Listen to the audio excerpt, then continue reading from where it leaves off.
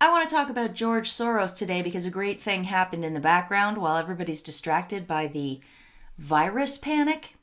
But first, I just want to say a few things about the virus panic because it's just escalating. Today, the WHO did in fact declare this a pandemic. There are so few deaths from this thing, far less fewer deaths than from the normal flu every year. And yet they're treating it like a global emergency. Why? Because they want their next kind of fear extortion scheme. The climate thing really got the kids upset. Worked really well for them, although, it probably didn't have as much of a result as they wanted. Not to mention, hey, what about all us medical people? We can't get in on the climate change action. Give us something to get in on. So, okay, now we'll have pandemic action. Now we'll have global pandemic action for them. Fear-mongering for the medical industrial complex, right? I feel really sorry for any children, any teens growing up right now because it's just nonstop fear-mongering by the adults in the world who are supposed to be the ones who reassure them and keep them calm, but not anymore. Not anymore. These adults that I see around me that are stoking the panic are children, and they're kind of abusive towards younger children by keeping up this fear-mongering. It's just insane. One last thing I want to point out before I move on to George Soros is all of you people out there in the mainstream media, in government, in local councils, wherever you are, whatever your podium is, you guys pushing absolute panic and asking for all new kinds of measures to be brought in. Asking us to have virtual meetings instead of going face to face with our families. Vilifying people who shake hands. Asking for extra screening for this and that. Demanding money be put here. Demanding quarantines be put there. Demanding paid time off for people who are tested positive for the virus. All of you people make me ill because far fewer people have even been diagnosed with this or have died from this than children who are taken from their homes and disappear every year. And where are your demands that we do something about that? Hey, where have you said, well, we're just going to need to clamp down on online, pedophilia promotion? You don't say that ever, do you? You don't say we need task forces in cities to make sure that the kids are okay. You don't say let's go back and rescreen all the teachers and all the clergy and all the people who work at CPS. Let's go back, let's go look at their backgrounds because there's hundreds of thousands of kids go missing every year. We need to figure that out. We need to stop that problem. I never have ever heard an official person say anything like that. So you guys are hypocrites. If you can't make money off it, you're not interested in it. And you certainly really are not interested in the well-being of regular schmucks like me or my children or anybody's children for that matter. So you're a bunch of lying, cowardly, money-grubbing hypocrites. So enough from you. Got that off my chest. All right. That possibly wasn't the most eloquent thing I've ever said, but I've really had it. None of them want to protect the kids, but give them a chance to make money by stoking fear and they're all over it. Let's move on to what I said was going to be the real subject of this video, which is George Soros.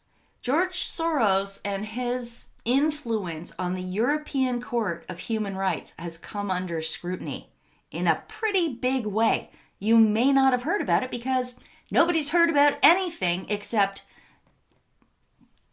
hockey stick charts. There they go with their hockey stick charts again, just like they did with climate change. Climate change has a hockey stick chart, and now coronavirus has a hockey stick chart. It's really interesting that the people who don't believe the hockey stick climate chart are all over this coronavirus hockey stick chart, right? All right, here's the story. RT broke this. RT is where I saw it first. Credibility of European Court of Human Rights lies in ruins after judges' links to Soros revealed. A study by the European Center for Law and Justice in Strasbourg has revealed several conflicts of interest between judges at the European Court of Human Rights and NGOs funded by George Soros. The study has found that out of the 100 judges who have served on the bench of the European Court of Human Rights in the period from 2009 to 2019, nearly a quarter of them have strong links to George Soros' Open Society Foundation or to NGOs like Amnesty International and others which are funded by it. Human Rights Watch, for instance, has received $100 million from the Open Society Foundation since 2010. Some of the NGOs receive so much of their budget from Soros that they are, in effect, wholly owned subsidiaries of his foundation. We're going to get more into that in a minute. I'll probably pretty much just read chunks of the article to you. But first, let's just review what happened in the States with regards to George Soros. That also got swept under the rug because of virus panic. By the way, there's a new hashtag for that, and I love it. I did not come up with this. Some genius came up with this. I don't know who it is. Plandemic. Not pandemic. Plandemic. I love it. Okay. Back in December, Attorney General Barr was going around making the circuit, and he was talking about Soros-funded prosecutors and other politicians, other civil servants in the United States that are resulting in a lack of respect for law and order. I mean, Soros does tend to undermine law and order. That's his thing, as we'll see with the judges on this Court of Human Rights. It's a very, very big deal what Soros does by undermining law and order and the justice system. Obviously, it goes without saying. Here's an example of one of the places George Soros has put his money in the United States. He is backing Kim Foxx in her bid to stay the state's attorney in Illinois. He's given the group that's backing her $2 million. You know her from the Jussie Smollett thing. And there's all kinds of shenanigans that go along with that. I have done videos on, tons of people have done great videos on Kim Foxx and Jussie Smollett and the connections back to Cory Booker, Obama, Kamala Harris, Tina Chen, several NGOs. So Kim Foxx is under investigation for all of this. And of course, George Soros likes that. That's the kind of quality George Soros likes in a state's attorney, someone that turns a blind eye to certain corruption and really throws the book at George Soros' enemies. Here's another one. Left-wing billionaire George Soros scores wins in Virginia elections as opponents say race was bought. And this is a very common theme. George Soros puts money into NGOs or charities or PACs, political action committees, that are backing candidates who are corrupt. Point blank. Or who worked for him in the past, who he has a relationship with. That happens too. And that's really what happened on the European Court for Human Rights. Let's just have a quick look. The European Court of Human Rights is a really important body because whatever it decides trickles through all of Europe, and apparently it affects non-EU member states as well. So this thing has a lot of influence. Here's just a little history of the European Court of Human Rights, saying that it was established in 1959 and then it became permanent in 1998 with 47 member states. It says, after the Berlin Wall fell, many new states signed on. This led to a drastic increase in the number of cases before the court. A backlog ensued, prompting new regulations, and they enacted this thing called Protocol 14. Russia, by the way, flatly refused to endorse these new rules at the time.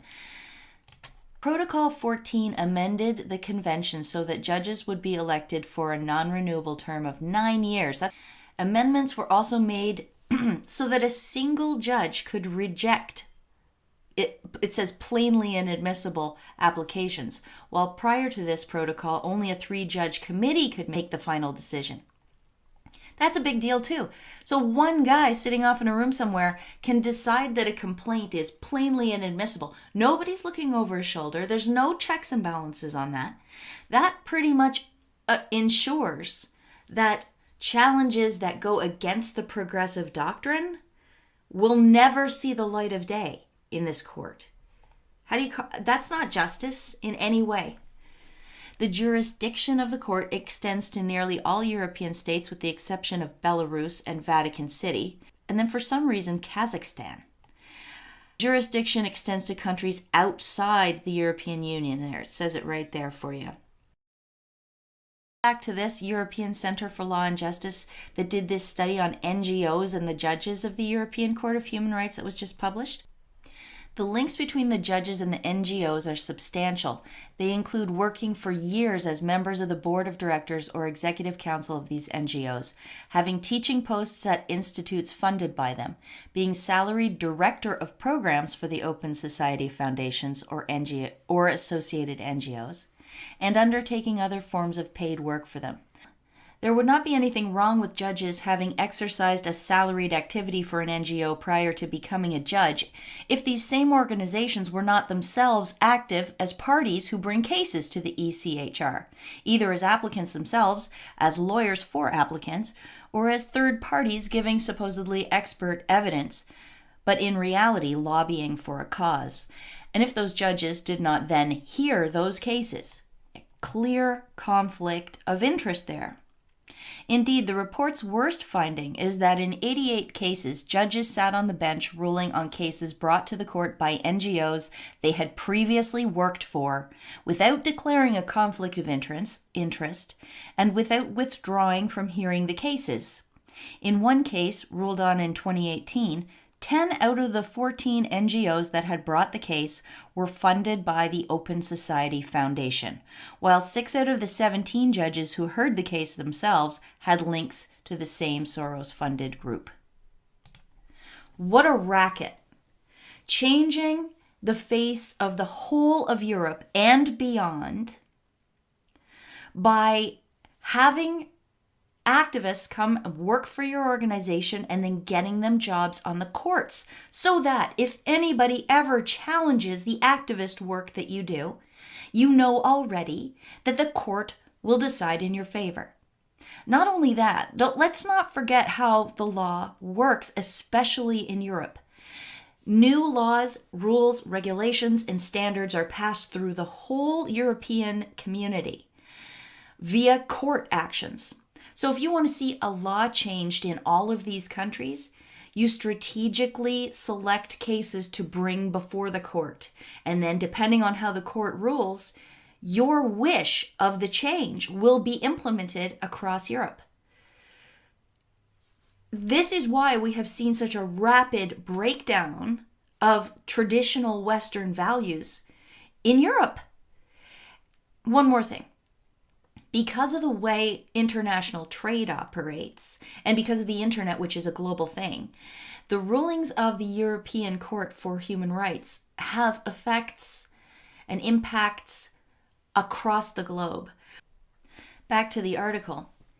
The judge's refusal to withdraw is a disgraceful professional failing which shows that Europe's supreme human rights body is not, in fact, independent, but is instead part of a veritable, quote, human rights industry, a pyramid of money and tight network of professional relationships, at the top of which sits George Soros with his billions.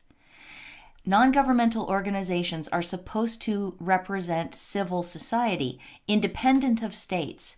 In reality, a very large number of them are the creation of actors with no democratic legitimacy, like the Open Society Foundation. That's right, no democratic legitimacy. Who elected George Soros? What nation does he represent? The fact that this corrupt system has been able to flourish has several causes. The first is that Soros and the NGOs he finances dominate the human rights industry across the Balkans and in the Baltic states. Indeed, the report finds that the total spending of the Open Society Foundation in Europe, $90 million a year, actually exceeds the annual budget of the European Court of Human Rights. It's an argument I'm sorry, but it is an argument for limiting individual wealth hoarding. When you think of it, that's all they're doing. They're hoarding money so that they can wreak havoc like this. What good has come of it? Second, new procedures introduced in 2012 specifically provide for NGOs to take part in the selection procedure for judges at the European Court of Human Rights. These NGOs can propose candidates and they can lobby for their selection. They have done this on many occasions, as the report shows. In the case of Albania in 2018, for instance, 2 out of the 3 candidates were executives of the Open Society Foundation. One of them was elected. Finally, there is no requirement that people appointed to be judges at the ECHR have any judicial experience at all. Some 51 out of the 100 judges who have sat on the ECHR bench since 2009 had never been judges or magistrates before. Instead, they were very often human rights activists working for Soros or one of his front organizations. The result is that judges who sit on these bodies do not, in fact, behave as judges should. The role of the judge is to say what the law is, not to say what he or she thinks the law should be. Unfortunately, this is exactly what judges at the ECHR and at the new international tribunals do. In 1978, the ECHR proclaimed that the convention was, quote, a living instrument which must be interpreted in the light of present-day conditions, end quote, and that therefore its judges had the right to read new things into the convention instead of agreeing to be bound by it. Such judicial activism is a travesty of the rule of law. And there you have it. There is no law. Essentially, to me, it means there is no law. If the law is a living document that judges are expected to read new things into all the time, that just means that they can arbitrarily make rulings and nobody can possibly know whether or not they will be in breach of a law or found innocent of a breach when they go before the judge. How could you possibly know? The judge could come up with anything as you stand before him or her. That's what we're living through right now, an upending of law. They make it up as they go along. And when they talk about this rules-based world order, as opposed to a law framework, a legal framework for a world order, that's what they mean. That's what they mean. It's a massive, this is the real virus that we're facing. For example, in the Democratic conventions that they're holding right now to select the leader of the Democrat Party in the United States, Tulsi Gabbard, she is entitled by the rules as they were to speak in the debates, to be present at the debates. But they've changed the rules. The minute Tulsi Gabbard became in compliance with the rules to appear at the debate, the panel for the DNC changed the rules. So now she's disqualified again. That's basically what this whole court operates like. The whole court of human rights in Europe. Some countries like it. Pakistan likes it, even though Pakistan is not a member of this. They're not a member of the European community. But look at this ruling and look at the Pakistan Daily Times celebrating it. This is from October 2018. The European Court rules against desecration of Prophet Muhammad. PB, peace be upon him. That's what that stands for. Peace be upon him. It's supposed to be the European Court of Human Rights. Pakistan is celebrating the ruling. How does France feel about it? How does Germany feel about it?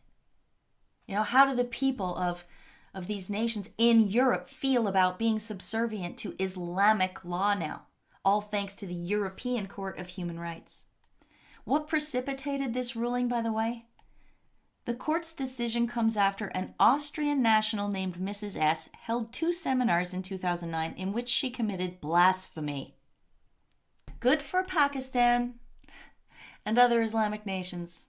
Not so great for Mrs. S. in Austria. Who knows what the blasphemy was? But is blasphemy a thing in Europe? Was it before? Imagine And that's George Soros. That's George Soros's people doing that. I'll put a link in the description box to this whole report so you can go read it if you like. But the RT article actually does a pretty good job of breaking down the main points. You know, there's a list of all the people and how they are tied to the Open Society Foundation or NGOs funded by Soros. And at the end of this list, I noticed something interesting. This phenomenon is not limited to members of the court. For example, Nils Muiznieks, Commissioner for Human Rights of the Council of Europe, was also Director of Programs for the Open Society in 2012. In 2009, he explained that the Open Society wishes to create a new man, Homo Sorosensus, a man of open society. Did you catch that?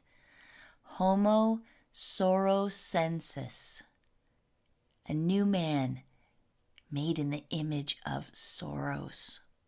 Whoa, that is creepy. I'll stop here, but you get the idea. This is just more evidence of Soros trying to take over the world like some kind of supervillain blocking out the sun. He wants everyone remade in his own image, Homo Sorosensus. The guy's a maniac, and it is through him and people like him and their billions of dollars that they pour into these so-called humanitarian organizations, that they pour into courts, the billions they pour into medical journals, the billions they pour into organizations that right now are giving us the supposed truth about coronavirus. All of these people are influenced by this system, Homo Sorosensus, the attempt to make us all into the image of the progressive God-man, George Soros. So, until these people start caring about the real life concerns of real life people, I just can't take them seriously. They drop everything and change everything and mobilize everyone for this dumb flu. But years pass and we still have an opioid crisis. We still have children going missing. We still have child sex trafficking. We still have homelessness. We still have vast income inequality. They don't care about people. They are simply trying to build their new world order. Okay, I'm going to stop talking now. Thank you very much for listening. I hope that if you enjoyed the video, you will remember to give me a thumbs up, leave a comment, subscribe to this channel if you haven't already, or please go over to BitChute. I will leave the link in the description box. That's my video backup channel. I also have a Twitter account where I'm very active, at 99freemind over on Twitter. That's my handle there.